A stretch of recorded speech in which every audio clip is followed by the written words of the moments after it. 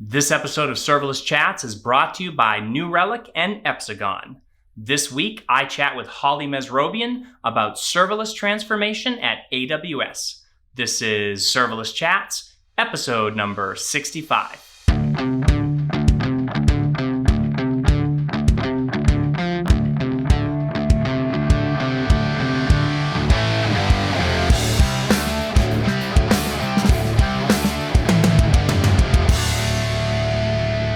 Hi everyone, I'm Jeremy Daly and this is Serverless Chats. Today I'm chatting with Holly Mesrobian. Hey Holly, thanks for joining me. Hi, thank you for inviting me. So you are the Director of Engineering for AWS Lambda at Amazon Web Services. So why don't you tell the listeners a bit about your background and what the Director of Engineering for AWS Lambda does? Absolutely. So engineering leaders in Amazon are very technical, and I think I fit in that class of leader. I've been in engineering for more than 25 years. The first decade that I was in, I was actually an engineer. And then the last 15 years or so, I've been leading large-scale engineering organizations that are also responsible for 24/7 operations. So you think about those, they're called DevOps organizations. And so that's what I've been doing for quite a while now. And the Lambda engineering organization is just like that. In terms of my background and how did I get here? So I have 2 graduate degrees, computer science and software engineering. And as I referenced, lots of time designing and building systems. And one of the things that's really great about AWS and leading the teams here, I referenced kind of that DevOps culture.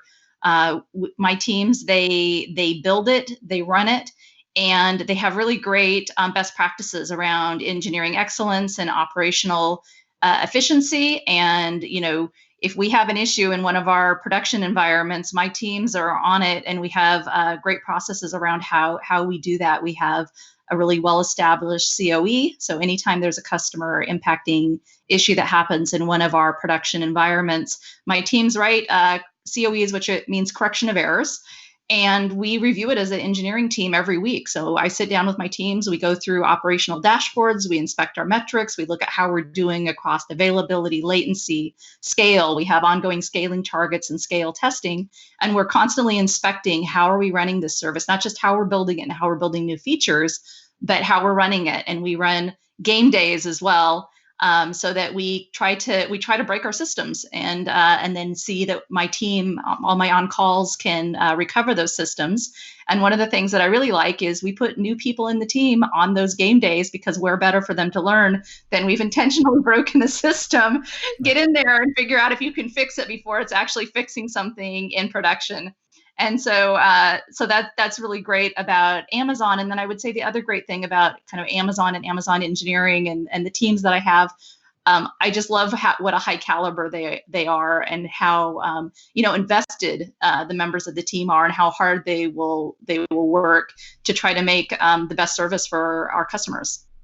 Awesome. Well, listen, I am a huge fan of AWS Lambda, and I love what you do. I love what your team is doing, and everything that Amazon is doing for serverless is just amazing. And so one of the things, though, that I'd love to talk to you about today, and we could get into the specifics of Lambda itself and how everything works, but you have a couple of great talks. You and Mark Brooker did these talks at reInvent in 2018 and 2019. These, getting into the details of Lambda under the hood, right? And great talk. So if anybody wants to know exactly how Lambda functions work and how all that stuff works under the hood, definitely go check those out. I will put those in the show notes. So what I'd really like to talk to you about today is just this idea of serverless adoption or serverless transformation, because I know AWS talks a lot about how all their internal tools are going serverless, right? Which is pretty cool. And of course, there's the external stuff too. There's a lot of adoption from enterprises and small businesses and medium-sized businesses and things like that. But I would love to know sort of the mindset internally, right? Like, how does AWS take serverless, or look at serverless and look at Lambda and use that to sort of build their internal processes? And like, what's the learning on that? How do you keep learning and just keep building with serverless? Yeah. So This is a really fun topic for me to talk about. And as you might imagine, customers find value in the agility and the operational load or the lighter load on operations that serverless brings. My teams are no different, nor are AWS teams or Amazon teams. So what we have seen over time is teams across AWS adopt and use serverless. And then my own teams over time have also adopted the serverless architecture, and they actually want to use it. And so over time, more and more of the Lambda service, in particular on the control plane, because you don't want circular dependencies in your architecture. So we're really careful about making sure that in early design, when we're saying, hey, my team wants to use Lambda, is it okay to use Lambda and serverless because it's building serverless underneath serverless, and you have to be careful that you're not doing a bad thing. But we're really good about inspecting that in kind of the early design phases. And I've seen more and more of my teams picking up and building control planes on Lambda. And in particular, they're using the feature that we launched last year at reInvent called provision concurrency. And what that does for really high scale, low latency services is it gets rid of what people have typically talked about, which is cold starts. And of course, we've done a ton of work over the years to reduce cold starts, but they're still not zero. And we're going to continue to do work on cold starts. But for customers who are super latency sensitive and need that scale and know that they have low latency all the time, provision concurrency is a great solution. And we have used it within our own services as well. Right. So is that something now where like all AWS teams, when they're thinking about building a new service, that they're going to build that on top of Lambda and do that serverlessly? Yeah, one of the ways that people look at it is, it's that kind of that operational model and where are you sitting in that. And of course, Lambda is pretty high. We do a lot more of the shared responsibility on behalf of customers. And so teams like that, and they say, oh, well, this is going to be easier to operate. We're going to get more agility out of it. So let's go there as a first stop. And it's only when they kind of say, well, maybe this isn't going to work for us, that they kind of go to the next potential option or an option after that. And so like I was talking about earlier, I see my own teams doing that same evaluation, and we're increasingly using Lambda to build portions of our service. Right. Yeah. So another thing, and I think that maybe we don't always think about, or maybe people don't always connect these dots, but you can't run serverless in a vacuum, right? Like you can't say, hey, I'm just going to build everything on Lambda, or I'm just going to build everything on DynamoDB. Like you have to talk and interact with a number of different services in order to make that happen, right? And so you think about some of the recent launches. So V2N, provision concurrency, EFS for Lambda, right? Like these are services that Lambda has to use in order to handle some of these use cases. And because Lambda really pushes the boundaries of these services, you end up making these services better, right? Absolutely. So to your point, Lambda stitches together a ton of AWS services. And I kind of think about it as kind of Lambda is a lot of the glue between AWS services. And in a number of the features that we've built, and you referenced V2N and EFS, both of those services, we worked very closely with the teams, and they're you can think about them as joint projects. Like at a project team level, we're in the room with the leadership from both of those teams every week, talking about any issues that we're seeing or how the project is progressing. Right. And in the process, we make those products better, and the products become better products. And so, one great example is on EFS. Because of Lambda's unique performance characteristics, the scale, the instantaneous burst, we drove EFS to deliver higher burst capability from 1K to 25K.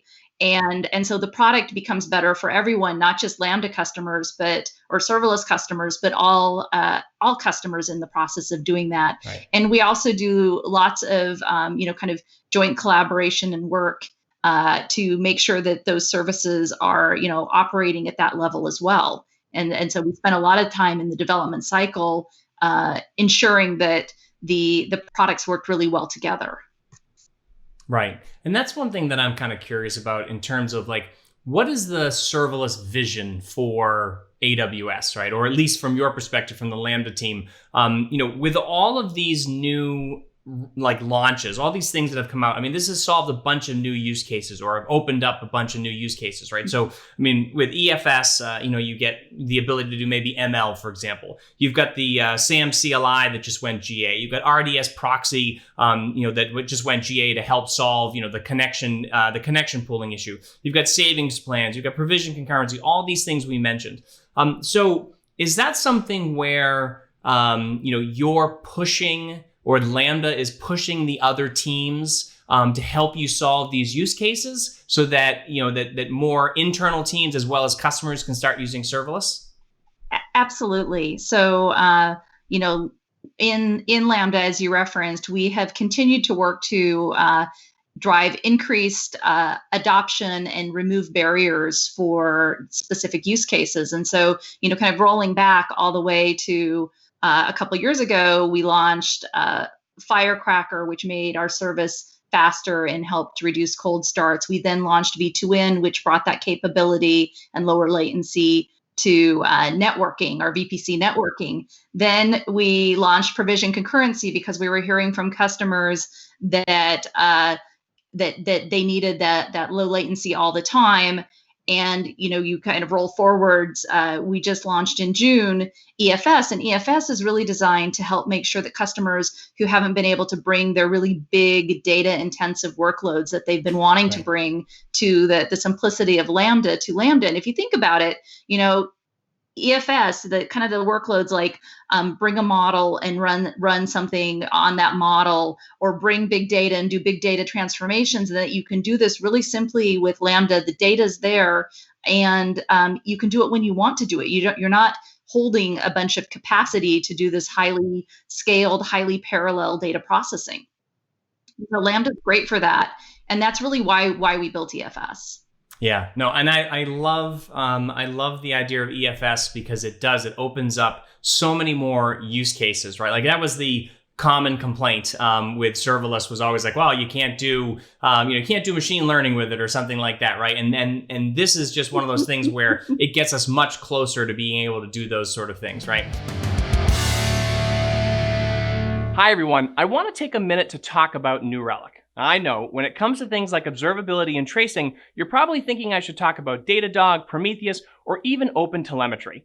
And a month ago, I would have totally agreed with you. But New Relic did something a little out there. They literally reworked everything. They've actually been listening when people talk about blind spots, being stuck with a dozen different tools, or getting hit with hidden costs. So first, they went open source, making it so that you can actually instrument whatever you need. Then they made it so you can monitor your whole entire stack in one place, including your serverless workloads. You can use telemetry data from any source for ridiculously cheap, and there's just one UI with all the tools you need. Plus, they completely changed their pricing to a consumption-based model so you can easily predict your bill. Now, I love this pricing model because it scales as my cloud applications scale, just like with serverless. And best of all, there's a perpetual free tier with one user and 100 gigabytes per month, totally free. You can try it and make sure it works for you before it costs you anything. So if you want observability made simple, New Relic is definitely worth another look. Check out their new platform at newrelic.com. All right, so another thing that is a launch or a feature that I think is absolutely amazing, and I think it was last year at reInvent, was Lambda Destinations, right? And I love this feature because I have so many workloads where you have some background processing happening, and when the process is finished, you want to tell somebody or tell something that process has completed. So rather than putting all of that code in there and having to call a separate service and do all that other work, it's just so much easier for you to say, oh, when this is done and this completes successfully, fire something off to EventBridge or to SNS, or put something in a queue, or if there's an error, you get all that extra context information. So I really love this service. I would also love if maybe there was a synchronous version of it as well, so I didn't have to write code. Maybe at the end of a function, I could send some data off somewhere else too, but maybe that's a different discussion. But I think what this opens up is this idea of, and maybe I should say maybe confuses people a little bit is this idea of function composition, right? And so this is when we want to have one function end and send information to another function and so forth. And obviously there's two different ways to do this, right? We can do choreography. We could use something like Event Bridge and coordinate them, or SNS and coordinate the results of functions. But we could also use orchestration and use a state machine like step functions. So I love that you now have all these different options, and I love what you can do with Lambda Destinations. But what are the use cases for that? Are we talking about just sort of small workflows, and then more complex workflows use something like step functions, or what was the intent of building Lambda Destinations? Yeah, so that's a great question. When we built Destinations, it's really designed so that you used to just hit an asynchronous event and you would fire and forget it, and you wouldn't know really how it continued or be able to pick it up. And we built the Destinations in order to allow people to do kind of those completions, those continuations. But in terms of if you get to those really complex use cases of, hey, do this, then that, and all this kind of logic and branching and things like that, then step functions is a great way to go, because it's really designed more for kind of those complex workflow situations, and is probably going to be an easier use case for that. Right. Yeah. No. And I love step functions. I mean, I think that the way that you can do parallelization, and that you can fan out and you can fan stuff back in, and you've got all the wait timers and things like that. I mean, it's just a very, very good solution. But back to the destination thing, though. So one of the things that's really great about them is, again, the reduction of my code, right? Because every time I write code, I'm introducing some liability into the system. So if I can just finish something and the output of that automatically gets sent and sort of guaranteed to go to some of these services, that's really great from an asynchronous standpoint. But from a synchronous standpoint, I would love to have that too. So I don't know if that's something you guys are thinking about or is something that you would potentially put in, but I really do like the synchronous use case. We haven't seen a lot of requests for that use case. All right. Well, I would like you to add it. That's on my AWS wish list. Okay, I've got it in the intake. Awesome. All right. So I want to move on to serverless architecture in general, and maybe just application architecture in general. Not only how AWS does it, but how other people should be doing it. So we know that there's a lot of isolation with Lambda functions, right? And with Firecracker, I mean, you're pretty good from a blast radius when you build single purpose functions. And of course, there's the microservice pattern or microservice designs where you put a couple of Lambda functions together into a single CloudFormation stack and things like that. But I'm curious, how does AWS add additional security or build bulkheads? Is that something you do in a single account, or do you have multiple accounts or a separate account for each microservice? Yes, so we recommend using a separate account per microservice, and then also thinking about an account for each of your environments as well, your pre-production environment and your prod environment. Each one should have its own account as well. And what that does for you, if you think about it, a lot of times two pizza teams own a service or a small set of microservices, and you want to reduce the number of people who can actually access those services and make changes. I mean, it's an operational risk. It's also a security risk. Having too many people have their hands on a microservice, you really want to make sure that the people who can access it are knowledgeable and know what they're doing, and that will help you have a high availability as well as ensuring security. And of course, availability comes back to not only some potential for someone to make a change that is a breaking change, but also things like ensuring that your limits are used in a way that and planned for in a way that makes sense for you. Right. Yeah. No, and I love that. And I'm glad that we've cleared that up. So you've heard it here, AWS separate microservice or separate account per microservice. But I do love the idea of microservices. And I love that you have all of that isolation, even another level of isolation, and you have the ability to, set the limits. Your concurrency limits and all that stuff can all be set per microservice. Yeah. And I really like it too. Hopefully everyone who has a business, that business is growing, you're scaling your service. I know we're scaling our service all the time. You build new features, you break apart services into smaller units. to help scale with your teams. And as you do that, if you've thought about it as microservices with account permissions, then it also makes it easier for you to transition service ownership over time and have a new team pick it up with, with just that group having access. So it kind of future-proofs you for growth as well. Right. Yeah. No, and I love that. I absolutely love that idea of breaking things up, because you also have all this extra control over things like concurrency. You have, you can control all those different things. Those different limits are controlled per group. And then the other thing that is great about that too is each individual account is going to have its own roll up of billing, right? So then, so you can actually see what the cost is, per microservice, which is pretty interesting. Right. Your ownership as well, right? Like right. when you want to go to your teams and say, why is this being billed to me this much? It's really easy to go and tease that apart and talk to the right team member and get the right answers rather than kind of charging around a very large organization to try to figure it out. Right. Right. All right. So awesome. So the other thing that I'd love to talk about is this idea of sort of what are the next workloads that, that Lambda is going to be able to handle. So if we think about, machine learning. So there's, EFS handles some of that, but there's a lot further to go in order to handle that type of use case. And, maybe support for other legacy databases, maybe even just like larger memory, for example. So like, what are some of these new use cases that we're hoping to unlock? Yeah, so we're looking and continue to look at different types of compute as well as larger memory sizes. And of course, larger memory, because the way we do kind of the memory and CPU kind of go hand in hand. So larger memory also implies more cores. So again, it's kind of back to that big data, more right. compute intensive workloads that we know can be unlocked by bringing more memory and more CPUs to customers' specific use cases. And then the one thing that I know we get asked for, and it's increased duration. But one of the things, and 15 minutes, is it right? Could it go further? It could probably go further.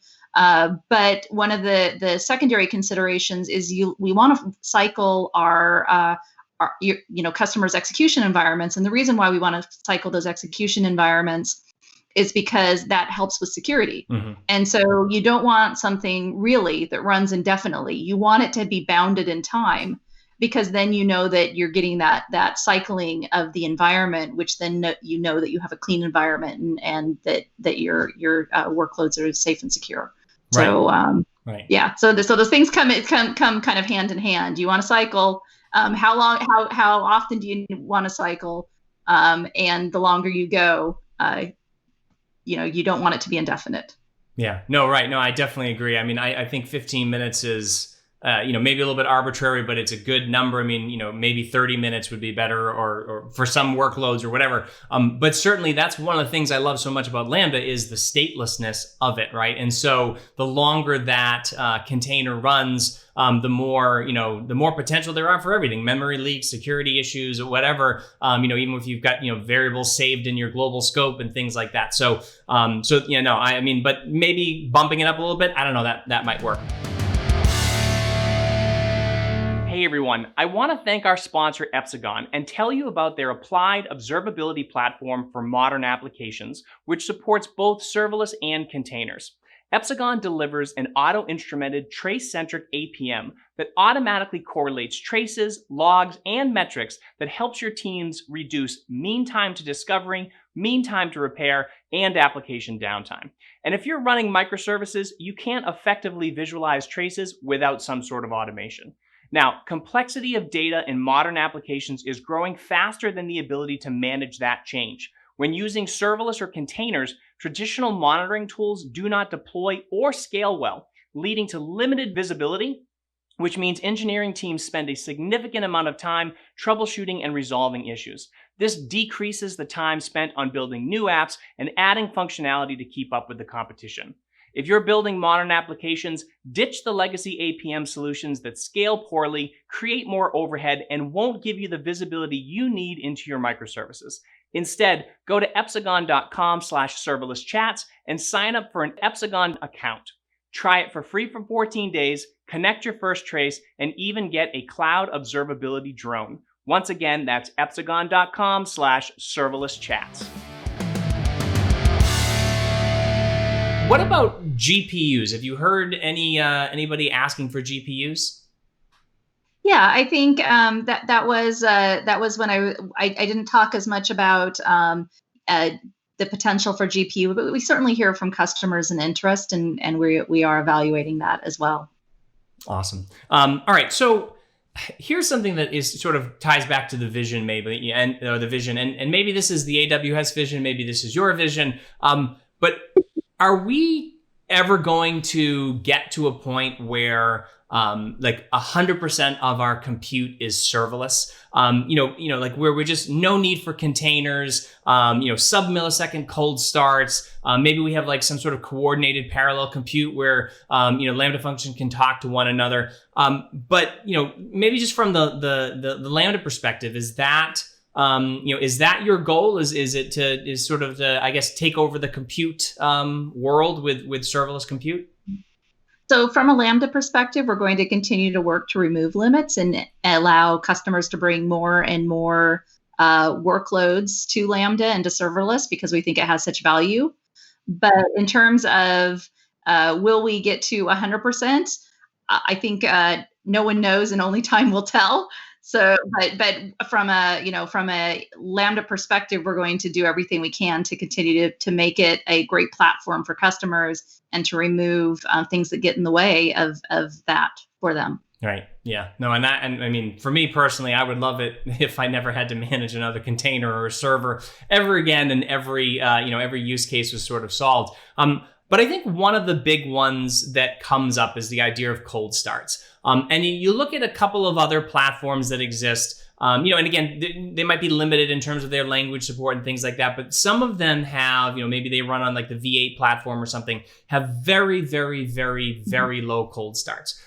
So this is obviously a continued complaint. I mean, I know we've got provision concurrency, but is that something where, AWS is going to continue to keep pushing and get that cold start down to where it's, practically doesn't exist? We're going to continue to drive down our steady state case of cold starts. Mm-hmm. So we absolutely continue to work on that. And we put a lot of focus into both our warm and cold latency to make our services as fast as possible. We put provision concurrency there to address customers' immediate need because we know it takes a little bit more time and some real heavy engineering lifting to address it without that. But over time, those will get closer and closer to parity. Awesome. All right. So I want to talk about this idea of the Lambda Supercomputer. So I'm sure you're familiar with Tim Wagner. Obviously, you worked with him. But in terms of this idea of Lambda functions that can run in parallel and can talk to one another. And I think the way that Tim was doing it with his test project was this idea of doing like NAT punching and having them being able to coordinate with one another. And this could open up a lot of use cases, especially for big data, for genomics, or anything big like that. So are you thinking about making a way for Lambda functions to potentially sort of mesh together and do this sort of supercomputer use case? Yeah, so it's certainly an interesting use case, and it's something that I think Lambda is well situated for, especially if you think about it from the standpoint of all the concurrency and burst that you can spin up. So you can spin up a lot of different nodes, and then just based on routing the messages in the right way, end up with kind of this large scale compute environment. So I certainly think it is a possibility. It's certainly something that Lambda could do. Right. Yeah. No. And I mean, in Lambda, obviously, you can use fan out patterns and some of these other things. Mm-hmm. Even step functions to coordinate and do parallel compute. But I do think it would be really interesting if there was a way for Lambda functions to directly talk to one another. I think that would open up some really interesting use cases. All right. So another thing I want to talk about is, I guess, this idea of complexity in serverless, right? So there are a lot of building blocks, right? So Lambda is just one small piece of it. And if you're just building a small application and maybe you're just using Lambda, an API gateway, and maybe DynamoDB, and that's relatively simple. You can put it all into one CloudFormation template, or you're using SAM or something like that. And that's relatively easy. But then you start integrating EFS, and then you get, you need an SQSQ, or maybe you're reading off of a Kinesis stream, or you're using EventBridge, or you've now got 15 different microservices all separated into different accounts. It gets really difficult to kind of wrap your head around the complexity that's there. So I'm wondering, and I know that, like there's open source things for Terraform, and there's the CDK, and obviously SAM, and some of these things, but is there something where, maybe the Lambda team or AWS in general is looking at, like another level of abstraction? Like, and I know you've got SAR and some other ways that you can kind of package up some use cases, but is there something on the roadmap for like what that next level of abstraction is, to make it, easier for companies to come in and adopt best practices and things like that? Like what's the vision around that? Yeah, so SAM, which you referenced, is intended to be kind of that next higher level abstraction for building serverless applications. And we launch every new feature with SAM support. For instance, EFS just launched, and we wouldn't launch it without having that support. And we also are big believers in the broader tooling ecosystem. And the reason why we believe in that is we don't want customers to have to learn yet another tool chain if they have a tool chain that they love. And so we support kind of meeting customers where they are with the tool chains that they find most comfortable with. And so that's kind of a dual strategy. We build SAM as the top level abstraction for serverless, and then we support a variety of third-party tools as well, so that customers can use those. Yeah, no, and I think the support for third-party tools is great. I know with observability, there's a whole bunch of tools that are there that can help you. But I mean, just from an adoption standpoint, right? Like as you add complexity, and again, it's going to get more complex over time. That's just how these things sort of work. But is that something that, potentially is going to hurt adoption if it just becomes harder and harder to kind of integrate these services into your existing tool chains or into your existing sort of workflows? Even like testing, for example, it's very, very hard to test locally. You have to test in the cloud. So like, what's the vision there to just bring it closer to developers? Yeah. And to that point, we are continuing to invest and have a real focus on the developer tooling and the developer experience. Like we know that that's an important element of serverless. It's not just having it run great on your data plane, right? It's also how are you interacting? What's the tooling? What's the customer experience? And then how do you operate it in and out with as an engineer? So, and it's nice, kind of being an engineer, working with a lot of engineers, and then kind of going back to and adopting it ourselves. Right. We see where we can improve as well, even firsthand. Yeah, no, and I think that's super important from an adoption standpoint. It's just, I know a lot of developers have a hard time trying to do the testing and wrap their head around like all these different changes and stuff. So, or just the different way that some of this stuff works. All right, so I'd love to ask you this question too. So I tend to ask a lot of my guests, like, where do you see serverless going in 5 years, or where do you think serverless will be in 5 years? You actually have a lot of control over this. So, like, where would you like to see things go? Well, where I would like to see things go, and kind of going back to our earlier conversation on why not serverless, I would love to see the industry be running on serverless, just because I think it brings such a great experience for engineers. And kind of going back to my experience, and you heard 25 years in the industry or 25 plus. I've seen all the phases. I've seen the phases of a technology adoption. I've seen what we've asked of our engineers over time.